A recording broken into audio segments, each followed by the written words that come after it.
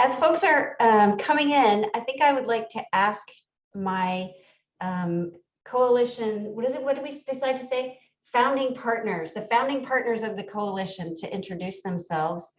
Maybe we could start with John Berkey. If you could tell us a little bit about your organization and why you're here, it'd be great. Good afternoon, everyone. It's great to see all of you. I'm John Berkey, the Executive Director of LUDA, and also a former district superintendent. LUDA stands for the Large Unit District Association, and we represent 53 of the largest unit districts in Illinois. So all the way from CPS to districts as small as 3,500 students, but all have pre-K through 12 students. So it is great to be part of this organization, and we are here because we are looking to help advance forward innovative thought in education in Illinois. Great, thanks, John. John Furr, you want to tell us a little bit about Ed Systems? Of course. Good afternoon, everyone. I'm John Furr, the Executive Director of Education Systems Center at Northern Illinois University. Our mission is to shape and strengthen education and workforce systems that prepare more young people for productive careers and lives and advance racial equity.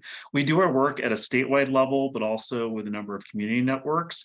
But we feel that ensuring that we are fostering innovative projects and initiatives is really key to understand what are the types of things that we can help to bring up to that community level or to that statewide level to help address the mission statement that I just talked about for our organization. So really honored to be part of working with the other groups that we're working alongside with, and excited to see all of you here today. Thanks, John. And for those of you who've just joined us, if you could put in the chat, let us know you're here, your name, your organization, and maybe what issue in the innovative space you're most interested in either learning more about or promoting. And right now we are just starting and hearing a little bit about all of our founding partner organizations that are part of this Future of Learning Coalition. Josh Kaufman, tell us a little about Teach Plus. Sure. Hi, everyone. My name is Josh Kaufman. I'm Executive Director for Teach Plus in Illinois. And Teach Plus is a teacher leadership organization that empowers experienced, excellent, and diverse teachers to make sure that they're able to take leadership roles both in their schools and in the policies that govern their schools. And one of the things that we have been hearing from teachers over the last 3 really challenging pandemic years is about the desire to not go back to what they've been doing for the time before, because it wasn't serving kids well, and the pandemic revealed that even more. And they had some pretty specific ideas about what they would like to see different in the way we're doing education. And so that's why we're excited to be here. I'll pass back to you, Ginger. Thanks so much, Josh. Emily, how about tell us a little about LEAP? Sure. Hi, everybody. Thank you so much for joining. I am the head of marketing, communications, and partnerships for LEAP Innovations. And we're an organization, we've been in Chicago for about 8 years. We are here to transform how students learn by catalyzing innovation in education. We've worked with over 180 schools here in Chicago to transform learning pedagogies from one-size-fits-all models to a more personalized learning approach with our LEAP learning framework, which is about being learner-focused, learner-led, learner-demonstrated, and learner-connected. And now we're moving into a new territory that is really doubling down on that learner connected space, the borderless learning opportunity that we're going to talk about. So really happy to be here. We've been longstanding partners with CPS in this work and moving forward. Thanks. Great, thanks, Emily. And John Clausen, can you tell us a little bit about IDEA and help us understand how that fits in with our innovation in the innovation space here? I'd be happy to. Hello, everyone. My name is John Clausen, and I'm the Interim Executive Director for IDEA. Excuse me. IDEA used to be called ICE, Illinois Computing Educators. Up until about 4 years ago, then we changed our names to the Illinois Digital Educators Alliance. We put on workshops and trainings across the state. We're basically an ed tech group, so we're looking for innovative new ways to do things as well. We have about 25 affiliates all over up and down the state that also put on local workshops. And we have one main conference that's in Schaumburg every February. It's called IdeaCon, where we bring in a lot of speakers and innovative organizations to present, to show teachers and administrators new things that can be done in the classroom. Great, thanks, John. So those are our partners in this Future of Learning Coalition. We are just getting this coalition started and happy that you joined us today to learn a little bit more about what we're up to. And we hope to learn from you too, and we hope to involve you. So thanks for coming. Heather, if you go to the next slide, please. So again, welcome very much. Thanks for coming. We would like to introduce the Future of Learning Coalition to you today. Tell you a little bit about our pillars and our goals, and then talk some about what we're doing now in the innovation space and what we hope to do, what our proposed initiatives might be. And at the end, talk about how to learn more and hear some along the way about what you're thinking about how we are thinking of moving forward. So please feel free to use the chat to jump in if you have any thoughts or questions along the way. If you have something that you want to come off mute for, also feel free to do that. Let's get going. I think I'm going to turn it to John Furr from Ed Systems to talk a little bit about the mission. Great, thanks, Ginger. So as we were all coming together to launch this work, I think the partner organizations felt it was very important for us to be clear about what it is we're trying to do together. So what is the goal for us working together as an organization, and also bringing partners like all of you to work alongside of us? And so this is a statement that we've developed, that the Future of Learning Coalition is an alliance of organizations working to advance an innovation ecosystem for equitable student-centered education in Illinois to better prepare future-ready students and empower them to realize their greatest potential. So again, that's kind of the overall goal mission statement, trying to frame up the reason why we felt like this coalition should be launching now and pursuing this type of work. And you can see again the organizations there at the bottom that are the founding partners in terms of trying to lead the coalition moving forward. I think we would love to get your feedback on this statement. Does this seem like a statement that is addressing a need within our ecosystem that is focused on sort of the right issues and concepts? So I believe one of my colleagues here is going to launch a poll to get your reaction. So does this seem like the right mission? Spot on? Yes. Or I would change a few things, or it doesn't resonate in terms of what I feel is a need within our ecosystem at all with me. And we'd love to get your reactions. And also, if you're brave enough, if you vote for anything other than it being spot on, we'd love to know a little bit more within the chat about what's not striking a chord with you, or what you would suggest changing. Yeah, and we really would like your feedback. We'll give you a minute or two to let us know what you're thinking. Even if you say it's spot on, also appreciate any additional thoughts in the chat for us to understand better what you're thinking.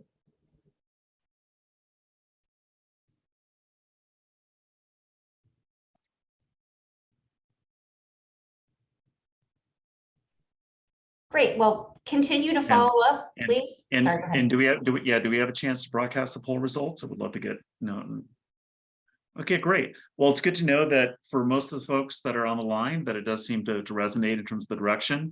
Again, as Ginger said, we would love to know if there's things that you would change. Please let us know in the chat, or you can email or reach out to us separately as well.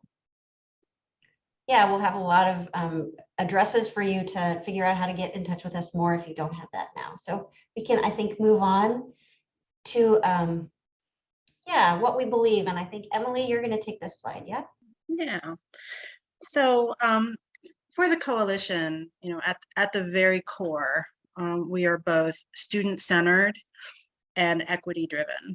And as we look at what's happening in our state, the incredible innovation that's happening all across the state in terms of like the ecosystem of agriculture and how we feed our planet. We look at Google's expansion here in Chicago, all of the manufacturing booms that are happening in Rockford, Quad Cities, other places. U Chicago and quantum computing. There's so much opportunity that is emerging for students and young people here in those traditional industries, but also in the gig economy. And so what we want to make sure that we're enabling is that level of innovation and ideation at the education level, and ensuring that our students all have equitable opportunities to build their core skills and those critical skills and academics, of course, but also the essential skills and the technical skills to succeed in these industries and in these areas, and to help solve problems in our world. And also just have exposure to things that might be outside of their zip code, to help them explore their interests, help them pursue opportunities and connect their interests to possibilities for them and their futures, and ultimately for success in that 21st century economy that we all talk about. And so just fundamentally, as we think about the role of innovation, that role of innovation is to advance the futures of our students.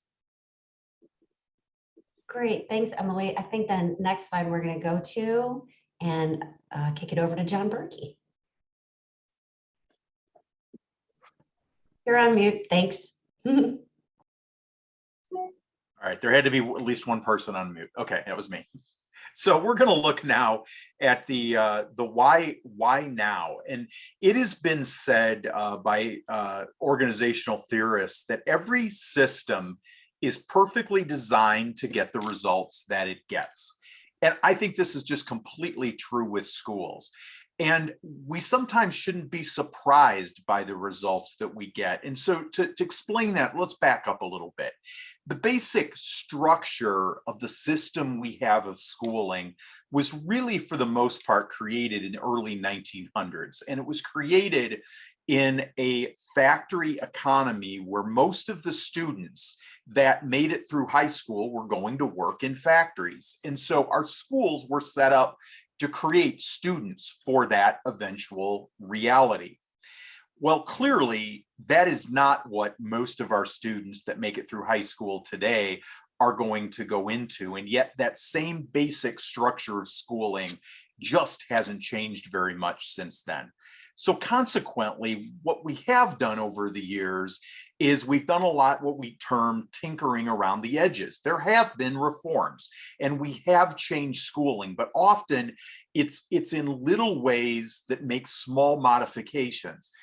And it's not that these modifications are bad, but I think there's much more systemic change to that whole design of schools that we need to be looking at. And the pandemic, as we know, through an act that we had no control over, forced our schools to radically change what they look like overnight, or literally over a weekend it was. Now, what we morphed into during the pandemic was not something that was done by design. It was not something that was desirable, but it definitely changed us. And now we're in that period of changing back into what is the norm of schools. And I think we all feel like this particular point in time is a place where we can really take advantage of the upheaval of the last couple of years to truly do more than just tinkering around the edges. And now is more of a ripe time for us to be able to really make systemic changes to that whole structure that we know as schooling. And that's what this innovation is really all about. And we think it's a great time to do that. And again, all of us are working individually in those efforts in our own organizations, but I think working together and working with our state policy and our state legislative leaders, I think the time is right for us to truly change the system. And again, as we know, the system we have is not working for a lot of our kids. And I think we all know that, but we have to recognize that the only way to really change those results is to radically change the system. So with that, I'm going to kick it off to our next slide and John Furr. Great, Yeah. thanks, John. John, I wonder if we could maybe do the poll here at the top so that people can, as we're going through these pillars of the Future of Learning Coalition, Heather, if you could launch that poll so that you all can think through, are these the right pillars? Do they capture the important issues? how might you change them? And you can speak to that in the chat. Maybe none of them make sense to you at all. And so sorry for interrupting you, John, but if you could start us off with that first pillar, that'd be great. Sure, great. So as Ginger was mentioning, so these are the 4 pillars for the coalition's work that we're proposing to kind of organize the efforts, how we'll be doing outreach, and the overall focus areas. So welcome your reactions in terms of whether or not, again, these pillars seem like the right ones. But I'm just going to briefly describe here the first pillar for advancing innovative models. So looking to support, to advocate, to expand innovative models, such as the competency-based ed pilot that ISB has been leading in the post-secondary and workforce Readiness Act, but not just the CBE pilot, really looking to expand beyond that pilot to other districts that are interested in engaging in innovative models and looking to see how we can eliminate barriers to those models, which could be regulatory barriers, could be funding barriers, could also be just support barriers. So really thinking about how we can help to promote peer-to-peer learning and connections across districts to advance this work, and seeing where we are seeing emerging practices within the space, how do we make sure that information is publicized, and that we can also get information out about the flexibility that already exists within our school code and under the regulatory structures to enable this type of work. So we'll dive a little bit deeper within each of those pillars, but that's the first one. And with that, again, I'm John and I are playing tag team. We'll hand it back off to John Berkey. Thank you, John. So the second one is a balanced system of student assessment. And where that comes from is we've gathered a lot of assessment data over the last 20 or 30 years on students. And what that data has showed us is we have huge inequities that are happening within our school systems. And we have areas where we need significant to have significant growth, and also places where we need to narrow those inequities. So the data has showed us that what we haven't always been really good at is taking that data to make meaningful instructional and teaching and education changes to make that data actually change with students. And that's what we want to work on. We want to work on here is assessment data that can provide teachers, students, parents with more meaningful data to allow improvement in education. And also, to this point, we also want to look more at more comprehensive data. Kids are not just a number, kids are not just one assessment data point, and we want assessment to truly reflect all of the important whole child elements that we want to be able to measure as a for a student. And with that, I am going to turn it over to I think it's Emily, right, with Borderless Learning. That's right. Thanks, John. So within the context of borderless learning, I think the intention is, of course, to ensure that opportunity for our students is determined by their potential, their interest, and their ambition, and not by their zip code. And so with this pillar, we want to make sure to help districts and schools innovate in this area to tear down the walls of the classroom and really go beyond the seat time constraints that we're all living with, to provide opportunities for students to gain exposure in various areas that they're interested in beyond where they are, and to help especially build that social capital, which research continues to show is so important for economic mobility, and social networks that are going to help students and work hard for students to help them build their futures. And this goes into the areas of work-based learning, of experiential learning, team-based learning projects for corporations and companies, community-based initiatives, but also in the digital space, how we can really extend, again, those purviews for students to give them that exposure and give them that access. Great, thanks. Bill, do you want to speak to teacher advancement? Our final pillar is based around the importance of making sure that practitioners know how to deliver innovative instruction. Have you ever met a teacher who had a brand new smartboard installed in their room and then used it as a projector screen?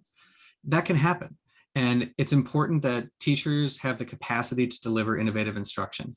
At the same time that my colleagues next to me, almost a decade ago, were complaining that their students were incapable of learning, I was leading the same students in an internet-based multidisciplinary curriculum that was featured on The Late Show and on This American Life. It's the instructor in many cases. And so being able to use that technology, being able to use these other pillars and being able to use innovative methods is critical. We need pre-service teachers to learn how to be innovative and know that mindset. Current teachers to be able to adapt and be not just deliverers of curriculum, but leaders of innovative learning. And finally, we need to make sure that practitioners are at the forefront of these kinds of changes because they have the expertise and the credibility to bring their peers along and show them a new path forward. But that means developing their leadership skills. Teachers often don't get leadership training. We know how to lead classrooms, but not peers. And so we need to make sure teacher leaders are equipped to lead change. Great, thanks, Bill. I wonder, Heather, if you can show us the poll results maybe now and see if, thank you to all of you who've been throwing your thoughts in the chat. And yeah, so thanks. Seems like many of you feel like we're kind of capturing the important issues and then some extra thoughts about how we might do things a little better, and really appreciate the input there. As we can, maybe you can go to the next slide for me, Heather. Yeah, so we're going to dig a little bit deeper into what we're doing now and what we hope to do kind of through all of these pillars and all of these initiatives. So as we go through, please feel free to add in the chat, as you have been, what you see you like, what else you think we might need a pillar for, your thoughts. So again, really hope to make this interactive in as best we can, as we're just telling you kind of where we are and what we're thinking. I think John Berkey gonna talk a little bit about his current CBE support. So LUDA has been involved for several years in the CBE pilot. And for those of you that don't know what that means, that is the competency-based education pilot that was started by the state of Illinois in 2016. And so we have a number of LUDA districts that are in the pilot, but there are also a number of other districts in Illinois that are in the pilot.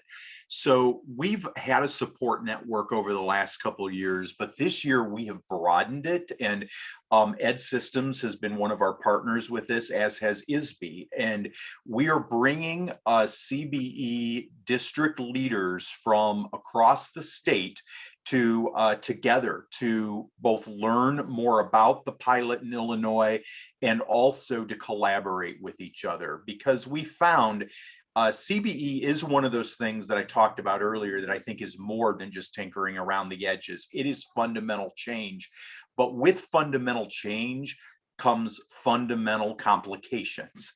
And so we want to be a support network for each other to help learn best practices as we go through this transformation to competency-based education. And we've learned out of the gate that working with all of our partners has made this much more comprehensive and much more effective for all of the districts in Illinois that are not only working on CBE, but all of the districts in Illinois that would like to, in the future, adopt CBE practices. So.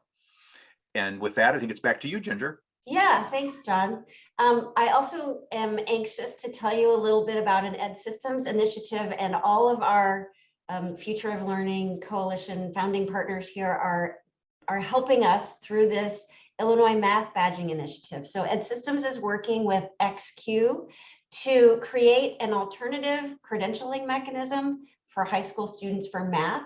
The idea is that we will take some badges that are aligned to the learning standards, that are aligned to transitional math competencies, and they are stackable in a way that allows them to translate into credit for things like transitional math, but also high school math courses, early college credit. One of the things that is most exciting is that the idea of a badge is that you can certify learning that a student gets outside of necessarily seat time in a class. So independent study, summer school, work-based learning, all of those could translate from badges stackable into course credit. And then the badges will allow for the curriculum to be more aligned with the math that's actually needed for post-secondary and career success. We know that right now there's a little bit of a misalignment, especially around the statistics, in the statistics area, and they can demonstrate knowledge that isn't captured by just a grade in Algebra 1. So the badges will be able to tell others about the accomplishments of that student in a way that a grade just wouldn't, and also being able to validate the learning outside of the classroom, and that there will be a chance for students to sort of choose a path to customize their math pathway in a way that the traditional trajectory isn't really allowing for right now. So we're excited about that. We'll have 5 pilots and spend this year working a little bit through exactly what it looks like, building the plane and flying it at the same time, working with XQ to make sure we've got enough feedback and we're building something that will be usable and successful. And then in the fall of 2023, looking to do some pilots there. So excited about that. I think I'll turn it to John Clausen for his Students Advocacy Day. Thank you. About 30 plus years ago, IDEA started a one-day event at the Capitol building in Springfield. And back then it was called Tech 2000 because we were leading up to the year 2000. Over the last, I think maybe 5 or 6 years ago, we changed it to Students for Innovation, and we call it Advocacy Day. But basically what we do is we put applications out to have school districts across the state submit projects that their students are doing in the classroom. And then we select those projects and we bring them into the Capitol building. We put them in the rotunda and we spend, well, now the way we do it, in the morning we have people, school districts around the Springfield or Central Illinois area, their kids will show up first. They will put their projects on. We have 8-foot tables. And then they just kind of show off what they're doing. And this is everything from kindergartners to high school seniors. And we've had everything from robotics to tornado research displayed there. But one of the interesting things is we give every student the name of their legislator, their congressman and senator, and we have them personally invite them to come to their table to see what they're doing, because we believe in the innovation, but we know that innovation takes funding. And we want the politicians to see exactly what we're doing. We've had the governor speak, we've had people from ISBE speak. We usually have 2 legislators, one from North and one from the South speak. And then a few years ago, we started having another program in the afternoon in another building. And then people from the Chicago or St. Louis or way down south would come up. Those kids would display in the afternoon. We provide lunch for the students. And it's pretty exciting. We have them advocate for the need for more funding for technology in the school districts. And one of the funny things about it is that somebody's always protesting or advocating at the Capitol building. So these kids get to see how to do it right. And this year we have that again. It's going to be in May. But unfortunately, it's only going to be the display because they're working on renovating buildings there or rooms around the Capitol building. So we won't be able to do the other stuff this year. But it's an exciting day and the kids don't forget about it. And the news media is there. So we advocate a lot for technology and education. Thanks, John. Thanks, John.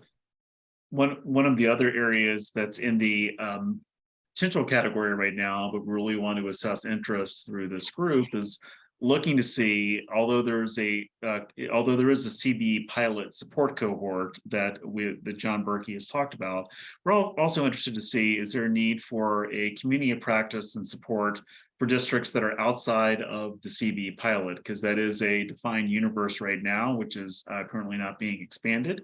But although the CB pilot provides flexibilities for districts to engage in CB, the fact is that the school code currently actually allows a lot of flexibility for this type of work. So there is no Carnegie unit requirement within the school code. There's flexibility with how districts can define their units for instruction.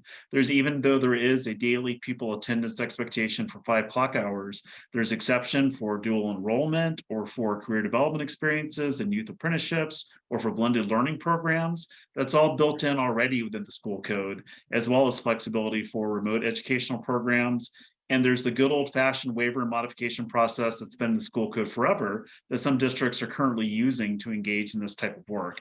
So that's an area where we think that we as coalition can both help to publicize and make aware. I think some districts might think, oh, I'm not part of the CB pilot, therefore I can't engage in this work. That's really not the case at all. There is flexibility, there's opportunity that's there that we think we can make that information more available and also provide supports to those districts, again, outside the CB pilot, because really the peer-to-peer learning aspect is so key to this work. That's the only way to really drive it forward. And I think we're interested to see how can we create the structures to be able to better support that.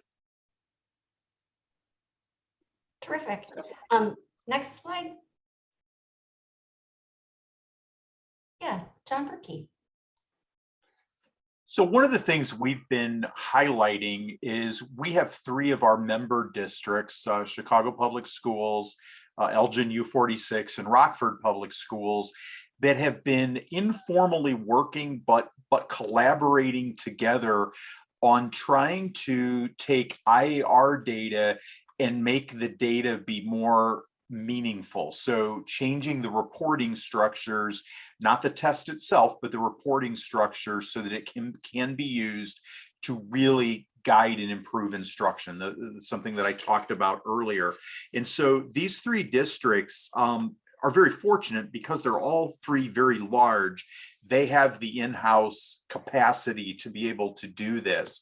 And so they've actually already been working with New Meridian, which is the company that writes the test questions for the IAR, in trying to work on that. And this work is progressing. And what is exciting about this is, while this work is going on in a closed loop with those 3 districts, we are very much hoping the work that they can accomplish can then be more generalized and be beneficial for other districts in Illinois. And to that end, we recently just did a presentation to the P20 assessment committee on this work, and assessment leaders from those 3 districts reported on the work. And there really was a lot of excitement among the P20 members about this work that is going on. And again, we will be sharing information about this work, because our hope is that this will eventually benefit all districts in Illinois.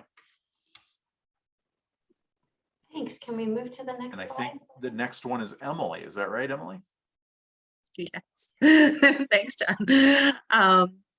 Yeah, and as we think about borderless learning, there's so much opportunity here for districts and schools to get creative.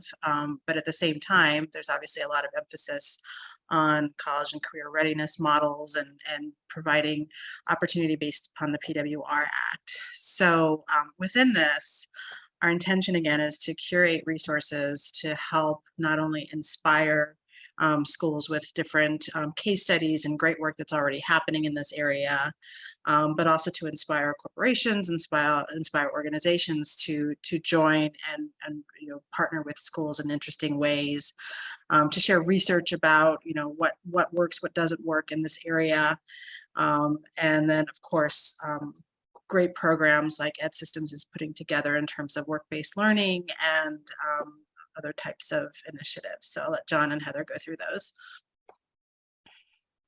Hi, everyone. I haven't introduced myself yet, but I'm Heather Penzak, Director of Innovation. Look how an implementation, it's timely, right, for this conversation. But the 2 things we have on here, I very much encourage you to check out this resource hub. It has lots of things in work-based learning beyond virtual, but again, to the points raised earlier by John Berkey and what was forced during COVID and still COVID, right? But what does it mean to offer high quality virtual or high quality work-based learning in a virtual or a hybrid model? And so there were a lot of communities that grappled with that, developed models and resources. And so we have a lot of that information, as well as, in-person models for work-based learning on the Illinois Work-Based Learning Innovation Resource Hub, or IWIN. That is to the point too about communities of practice. It's a really robust community of practice, and encourage you all to click on there. I know we'll be sharing these pieces out, but we have lots of upcoming webinars where folks are grappling with and sharing about their innovative practices in work-based learning, how they're addressing access and equity in that, and really thinking intentionally about scaling and enhancing those. So that will be lifted up through this space here, but also very much encourage you to participate in IWIN. And another really exciting space is the development of a virtual transitional math QL stats course. And so, throughout the state, there is this push, this mandate, right, to be offering transitional math, and where there are some schools who might struggle offering that course, having a full course or having a teacher for that course, right? But we know what a difference transitional math can make in terms of students being placed into that college level math course as they move into post-secondary.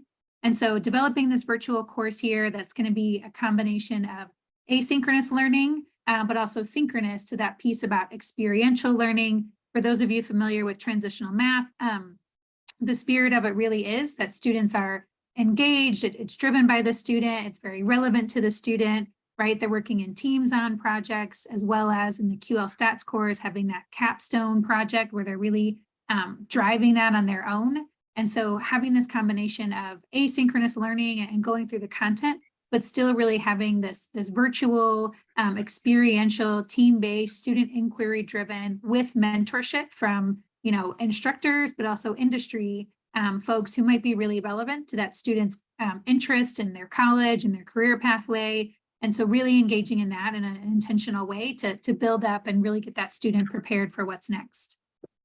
And I will turn back over here to Emily. Thank you.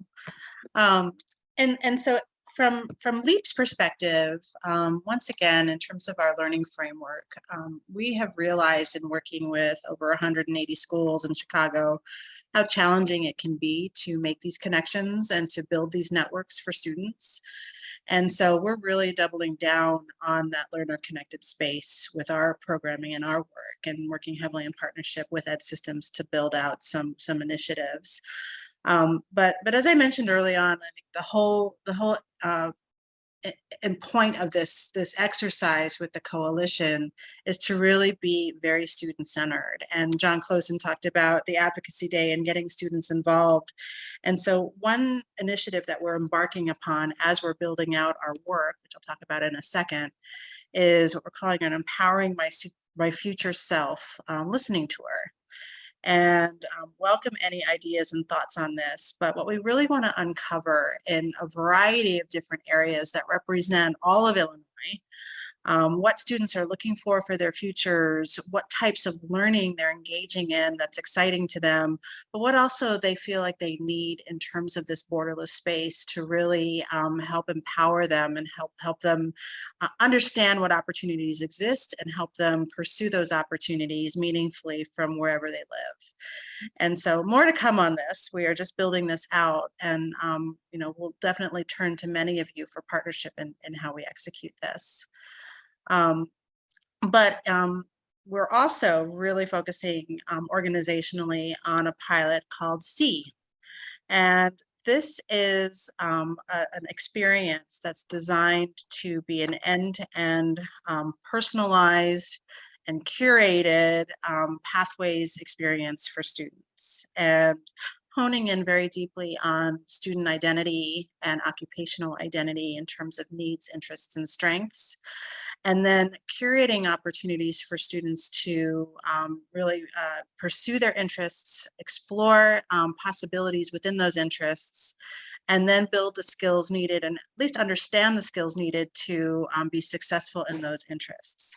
And again, those skills being academic skills, like the great example in terms of transitional math, like how does math apply to opportunities moving forward? what essential skills are needed for those, and then also what types of networks do you need to build to create those opportunities in those careers. So more to come on this. We are in the early pilot stages with a few campuses here in Chicago, but moving forward, we will be sharing lots of resources and ideas that come from this. So I will turn it over to Josh at this point to talk about teachers. I think John Clausen maybe is going to take this first Teach for Impact bullet. Yes, I will. Thank you. As I mentioned before, IDEA is an ed tech organization. We do a lot on technology. We focus on technology, but we also know that we have to train our teachers and our coaches. We work closely with instructional coaches. And we know that, as it was talked about earlier when we were talking about the pillars, we're going to have new initiatives, new research, new standards, new expectations, and we want to be able to prepare the teachers for those. So we've created something called IDEA Certification Teach for Impact, where we're creating models, professional learning experience models that are comprehensive, skill-based, and utilize best practices. We're working with people all across the country to put these modules together. And they talk about everything from integrating technology into the classroom to things like Grant Wiggins' understanding by design. And they will have the opportunity to work on these modules at their own pace. And we're trying to set it up so they not only learn something new, but they also learn how to be learners. So they get the experience that the students are going to get. And we just hope that we can stay on top, because we're looking at different activities, different tools, and just a variety of assignments. So when something new comes on the horizon, we'll be prepared and be able to help them become more prepared. Thanks. And Josh Kaufman. Great, thanks. So I'll talk about the next couple of bullets, which are really covering new ways of supporting teachers and new ways of preparing teachers. And then I may give a brief nod to something that's not on here as well.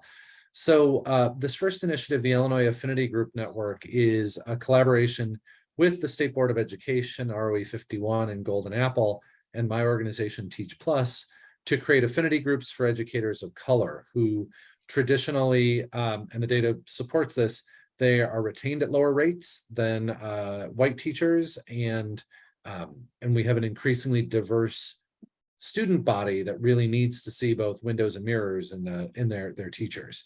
And so this is a group of over 40 affinity spaces around the state where educators of color can go find community and also work together to identify some of the challenges that they're facing in the workplace and work to address those. And so if those are actually launching this month, if you have educators of color in your network that you think might be interested, I've popped the link into the chat box around that. The second one isn't one that Teach Plus is particularly working with, but we worked with this when it began, and this is around training new educators in the culturally responsive teaching and leading standards, which were passed about 1.5 years ago, which is really creating new expectations for how teachers approach inclusivity in the classroom and how they approach making sure that they are elevating and empowering all of their students in the classroom. And I know right now the State Board of Ed is doing some really good work preparing universities, and universities are working to get ready for that. I also just want to acknowledge before I pass it back off that ISB, and I know we've got a couple of ISB folks in the room, has several other, I think, really innovative initiatives now. I don't know as much about them, but just to sort of note that they're also doing work with SEL hubs around the state, with some new work around training educators to be trauma responsive and trauma informed, that I believe is in partnership with Lurie Children's Center. So just want to acknowledge some of those other innovations that are happening in the state, even though I'm not involved, don't know quite as much about them. And I'll pass it back to you, Jinder. Great. I think John Clausen, if you want to tell us a little bit about the coaching cohort. Yes. We've started that. We partnered with the Illinois Council of Instructional Coaching, And it's a year-long project where we're trying to get coaches in to provide them with high quality connected learning experiences with other coaches across the state. And the modules will focus on professional development for coaching and teaching, supporting instruction through feedback, assessing impact, and coaching advocacy. And basically what's included is if you participate, they have virtual meetings throughout the year where the coaches have discussions on a variety of topics. They have time to work where you work on your own or you work in small groups. They get a free registration to IDEA U, which is our university, IDEA University. They get registration to the TCEA, which is the Texas equivalent. They have a conference for educational coaches. Matter of fact, that's going on right now, both in Austin and in Schaumburg, where we are co-hosting this event and have speakers from all over the country come in, and it's both face-to-face and virtual. They get a free registration to the Illinois Council of Instructional Coaches Conference, which is October 24th. They get a free day at IdeaCon, which is our conference in Schaumburg in February. And then they also get to attend the Chicago Coaching Center's Coaching Academy in June. So it's just another way to try and develop coaches and teachers to better use the innovative practices that are out there. And I Great. turn it Yeah. over to the next one. Great. I think, Now, Bill, you're yeah. up, right? I'll bring us home with the teacher leadership micro-credentials, and I'll be brief. Illinois was actually a leader in working to promote teacher leadership by introducing the teacher leadership endorsement about a decade ago.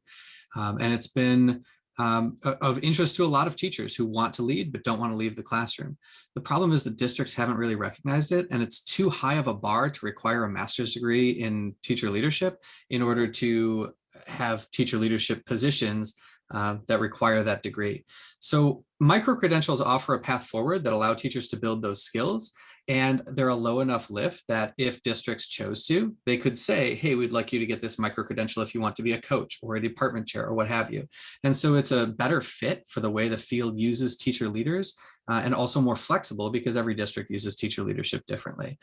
So over the summer, ISB put out a call for providers to submit proposals for micro-credentials, and teacher leadership micro-credentials would certainly be one path towards encouraging innovative teacher leaders to lead from the classroom. If we can go on to the next slide, that brings us to the end of our 4 pillars.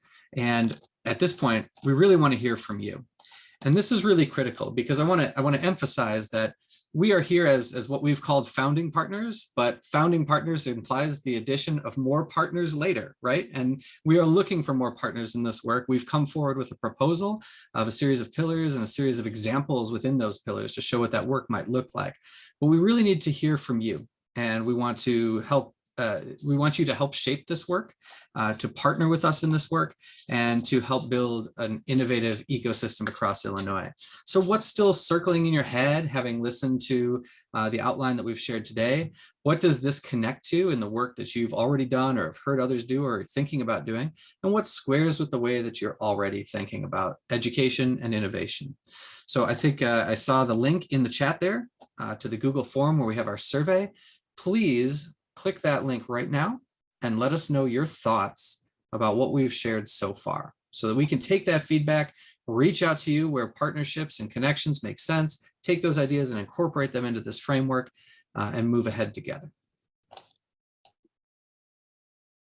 Thanks, Bill. If we can go, I guess, to the next slide, and I would invite you all, anyone here, to actually take yourself off mute if you like, or throw in the chat your thoughts about things that are still circling in your head, something squares with your thinking, something that you see a connection to that you want to point out to us.